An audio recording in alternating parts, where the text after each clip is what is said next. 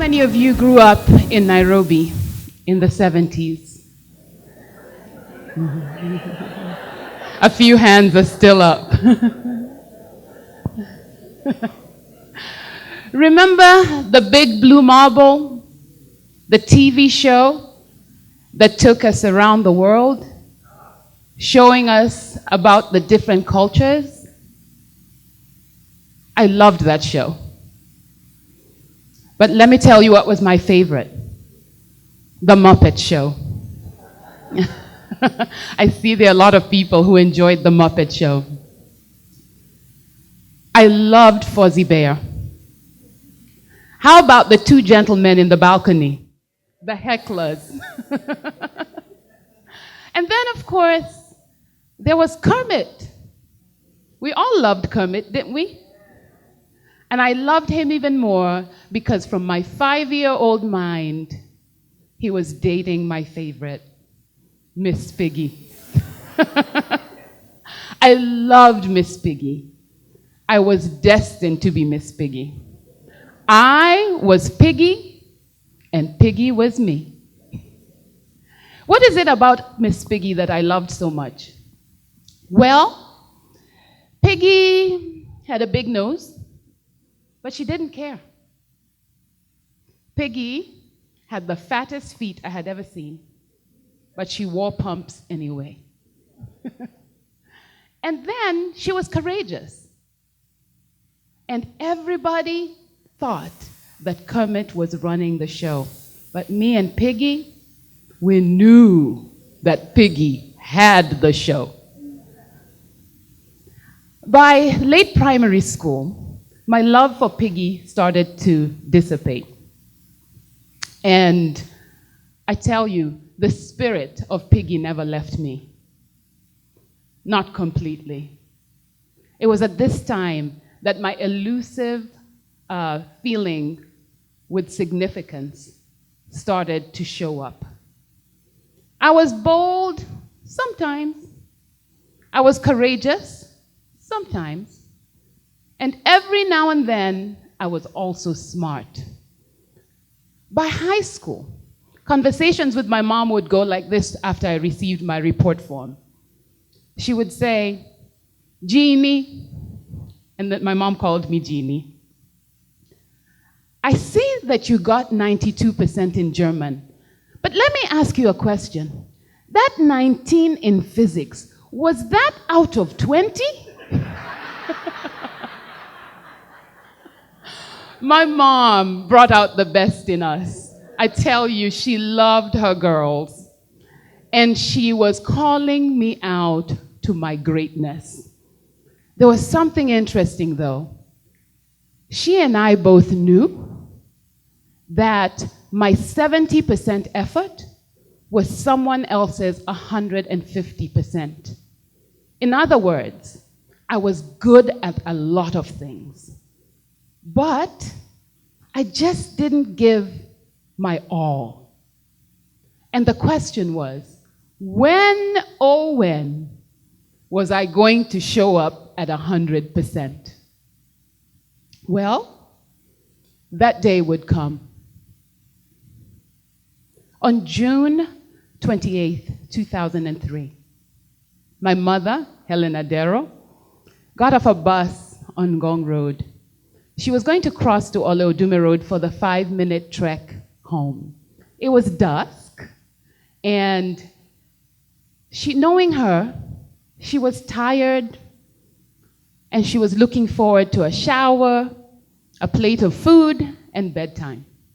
You see, she had spent the day teaching a group of women some courses. She was actually at their graduation. And she was proud of them. She was so proud of them. What happened was, I had called her a couple of weeks prior, and I was trying to reach her high and low, and when I finally did, she said, "Jeannie, I have been teaching these women I've been teaching them busyness." And I thought to myself, busyness? The thing is, my mother was an administrative assistant, at the United Nations for half my life. So what kind of busyness was she teaching these women? What I didn't know is that week, she had really spent her life teaching these underserved women, and that she had found her purpose on what she had been looking for her entire life. My mother did not make it across the street that day.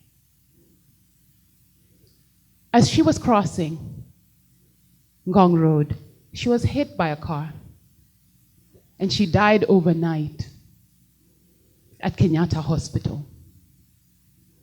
My sister Rose had called me.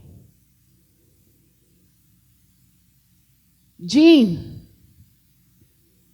there has been bad news. I'm so sorry. Mommy died. The room started spinning in slow motion. It was black and white. I fell to the floor. I was screaming, but I wasn't sure I could hear anything. Jean, she was walking, and I was dreaming. I had to be dreaming. This couldn't be true. I dropped the phone. I was definitely dreaming. Then I realized I needed to get up and check on that dream again. I picked up the phone and called her, and she was crying. I'm sorry, Jean. I needed to call Marion. How was I going to tell my sister that her mother was dead? I did. My friends came by. They surrounded me and built a fortress around me. But deep down in my heart, I knew there was something that I needed to do and a decision that I needed to make. You see, I wasn't going to attend the funeral. Why? Why? You want to know why? Ask any immigrant why. Maybe it's because their paperwork is stuck in the quagmire at the immigration office. Or maybe it's because their 1-year visa has expired, and yet the 4-year paperwork that the school gave is still valid. Or maybe it's because it's expensive. Who cares why? Why? I was not going to see my mother again. She was dead. They buried my mother without me. They had no choice but to bury my mother without me.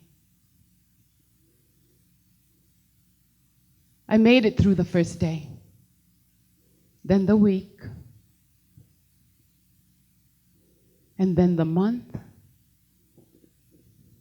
and it turned into a year, and then 2 on autopilot. And then I started to build a fortress. But this wasn't the fortress that my friend Judy had built. That fortress was of love. The fortress I built was of sorrow. 3 years went by, then 5, then 7. Then I got comfortable in the fortress. How many of you have been there? Stuck in the fortress of sorrow that you know that you have built but can't get out. But there's something about the human spirit. Every now and then, a ray of sunshine would come in, and I could see the sun, and then it would go back, and I'd be stuck in the fortress. And then it would show up again, and I'd try to climb out, and then I'd be stuck again. And then one day, the sun came out, and in my mind, I heard a voice, and it was, Jean, Jeannie, Agina, and don't you ever call me Agina. That name is reserved for my mother and her close friends. And one day, that day, it felt like 1976 again. And I was Piggy. I was hopeful. I could hear the voice. And then I started to think, what was Helen Adero's life like between 1976 and 2003? That's all I could remember. Well, in 1991, she gave me $10,000 of her life savings to start my life in America and follow my dream. I know you have moms who did that for you, don't you? And then, in 1998, after my father died, her in-laws tried to disinherit her. What? Helen Adero? She fought. She fought for 6 girls who deserved an inheritance from their father. And when she didn't have a job anymore, she went out and found a group of women who needed her more than anything, and she was there for them. So the question I had for myself is, Jean, who gave you the license to sit in a fortress of sorrow? Who gave you that license? Helen Adero would never, ever do that. Never. And so, I decided to create that magical life that she created for us in the 70s. But I was going to do it a little differently. I tell you, I had an idea. I called it Read Across Africa. Don't ask me what I was thinking. I just thought that I could create something that I had experienced.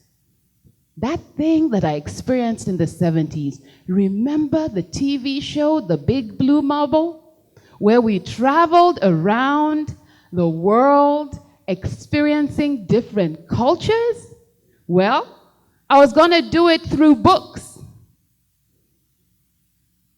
And we set up this library in a rural village, my ancestral home, Nyabera village, in Kisumu, Karating, Kenya.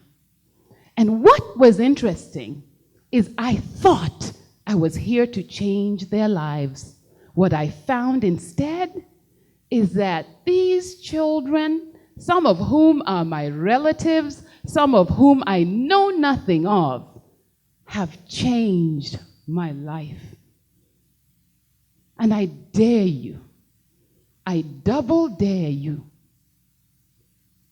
to get out of your fortress of sorrow and do what? Against all odds, I dare you to do something, to reimagine Africa. I dare you to create spaces in Africa where people feel worthy of their space as human beings. I dare you to try to change their lives and see what will happen to yours. Thank you.